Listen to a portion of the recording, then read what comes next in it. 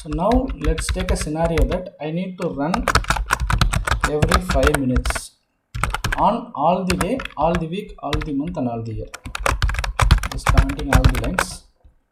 So for that we will just give star for hour, so which means it will run on every hour. Here I just need to add star by 5, which means every 5 minutes it will get run. We'll just reload it.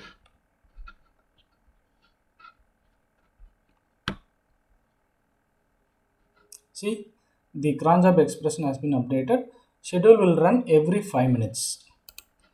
If I need to run every 5 hour, just give hour here.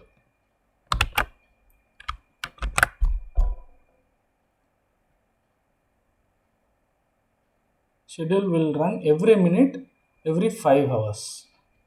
So this is the way we can schedule a DAG as per our requirement.